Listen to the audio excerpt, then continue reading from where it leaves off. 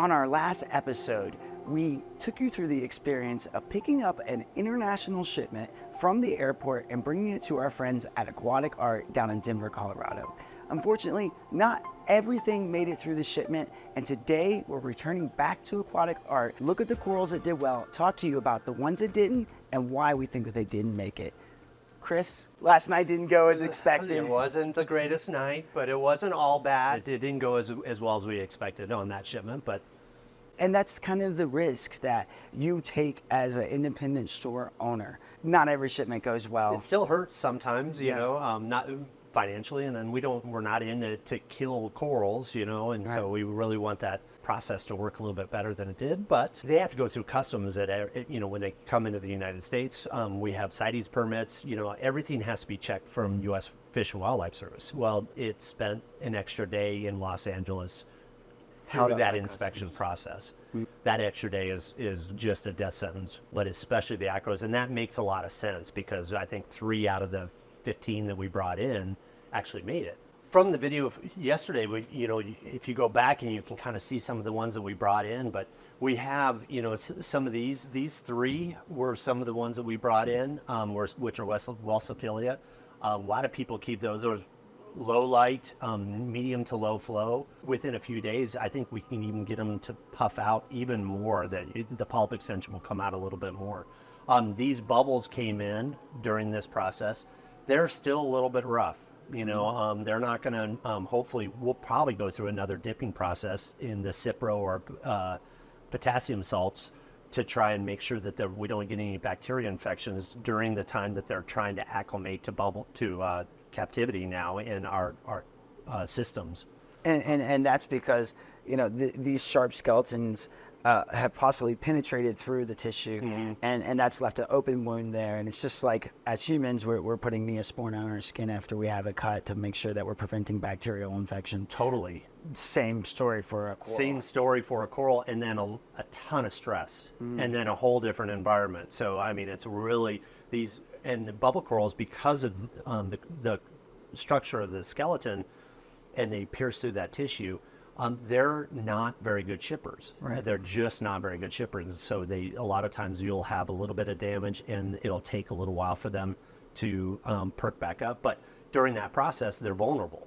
So we have to really watch them during that process of kind of perking back up. So these guys came in a little bit rougher, but we also have to look at the scale of what we're looking at. And they spent an extra day in the bag. Right. You know, so some things, obviously Acropora are very sensitive to shipping, and bubble corals are on that list as well. And so that extra day, it doesn't surprise me that we have a little extra issue with them because they are notoriously poor shippers.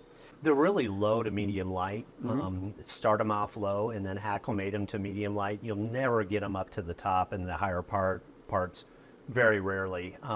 We want to keep them into low to medium flow too, because anything that has a lot of flesh, you just zap them, they're just going to shrink back down because they don't want to tear themselves with all that flow. And you'll see that theme in this tank a lot and that's why we have the certain amount of flow. We have the flow off now, but a certain amount of lighting that they're just going to be that kind of coral that is going to be the mid to low of the tank and medium to low flow. Now, would you recommend this coral for a beginner? No. Right. No. Now, that being said, I would if it was a coral that had been in captivity for 6 months to a year. Then I think that once they really adapt to aquarium life, I think they're great. Right. You know, and I think they're hardy. Right. But it's that first month, you know, going from Jakarta to Highlands Ranch to Bob's tank, that is the real tough. They're really susceptible during that time. But after that, yeah, I think bubble corals are really nice. And now they're slow growers as well, too. Pretty slow, and they do send out sweepers. Right. And so, you know, you get something close by and it sends out a sweeper, and then all of a sudden that guy's not doing well, and you don't know why, but during the night he sends out and stings his neighbor. What is the most notorious sweeper that you know of? I want to see if you pick the same one as me. I almost want to show my hand to the Fritz fam to see if you pick the same one I do. I'll whisper it over here. Oh, no, wait. The Galaxia. Go ahead. You didn't change your answer. I did.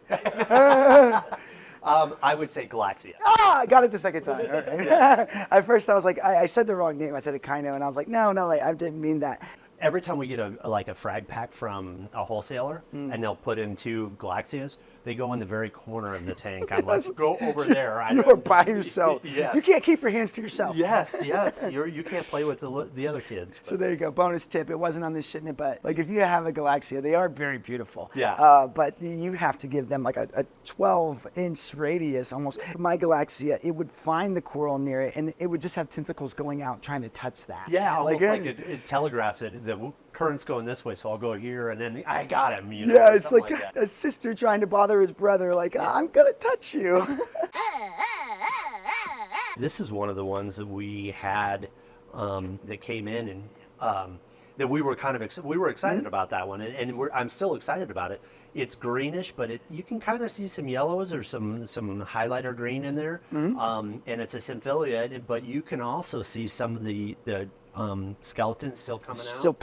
Still poking out. So, you think of all those infections. So this will be another one that we're on our watch list with. So, right. I mean, they haven't even been here 24 hours. So we got to give them a little bit of time to. But same thing here. You can see some of the skeleton poking out. So, but I think these will recover. Right. I really do. I think that they just need to settle in and kind of go and get a little time out of the bag, and I think they'll recover pretty well. I would agree with you there. I mean, again, I'm not the expert that you are, but I did work at a retail store for a very long time bringing in shipments like this, and a coral like this, I feel pretty strongly that it's going to be okay, but it takes a few days. It takes a few days, and it's still concerning, but I think that, and you can see this one came in. Oh, that one didn't come in the shipment. These 2 came in the shipment as well. So kind of the same boat. But I think that the color's good. We don't see any recession. There's no breaks in the skeleton.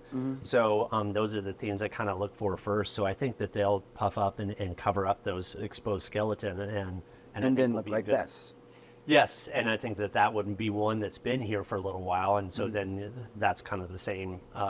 It's identical coral, different color, but same idea. Yep. We had, and then we got this blasto in, and I think when we pulled it out yesterday, we were talking about how many polyps. I was like, yeah, that's pretty good, pretty good polyp count for a blasto. No, and those are hard to come by these days. They're slow growers, and so they are very expensive. You don't see a ton of them because they don't grow very fast. So when you think of cutting and fragging zoanthids, you can cut and go, and you have a supply. These take a while before you're going to get another polyp to be able to sell, but there's some really cool blastos out there. This one's healthy, and that's where I'm most concerned with is health, and then we got to go from there. But so I'm happy with that. Because blastos are really good at, and a lot of these LPS, is that I would recommend feeding. As long as your water, parameters are okay.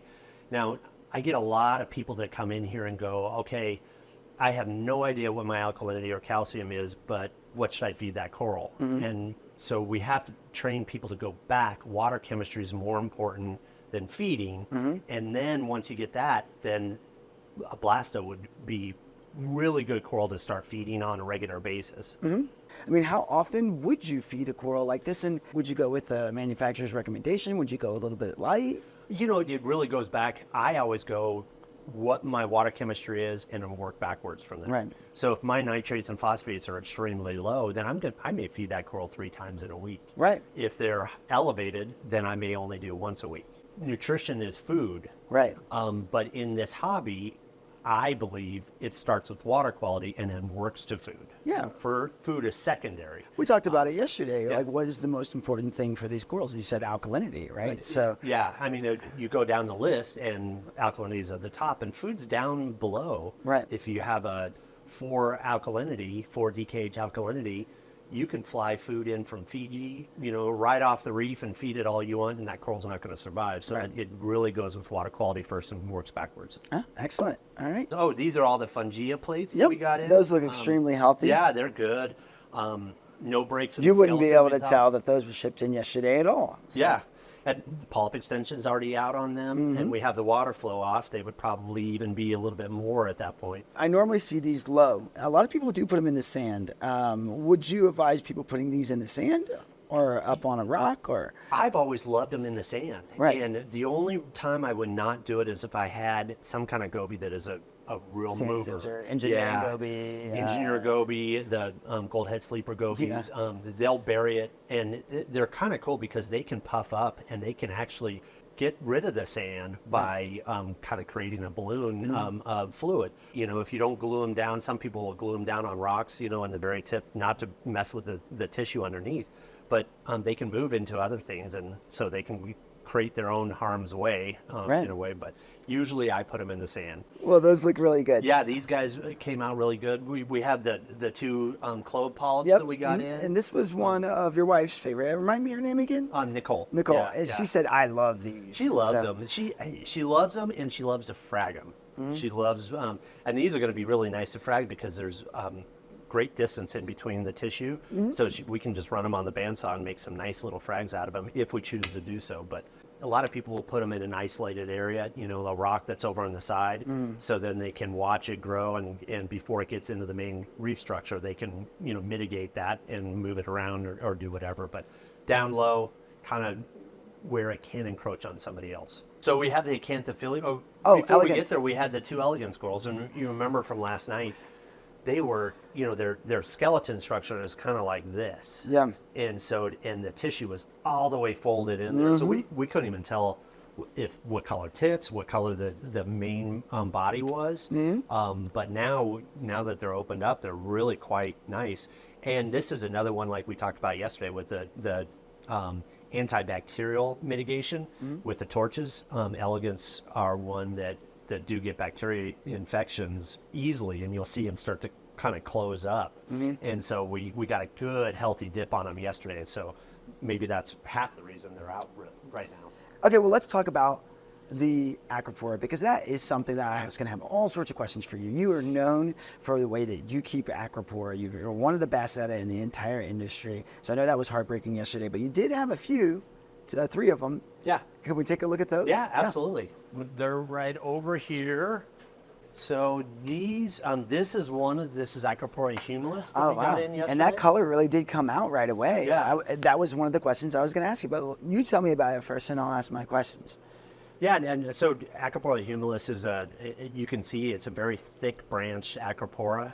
Doesn't grow very fast, but when you get them in, you know, we get a lot of millies and tenuis that are very spindly and grow in a big bush, and this has a different growth structure, so it's really a cool coral. They just don't grow very fast. So you don't see them in the hobby because they can't be fragged as frequently because they don't grow as fast. But that one came in, and this Millipora came in, and this guy came in. Yeah, I do like the coloration on this one here. Yeah, yeah.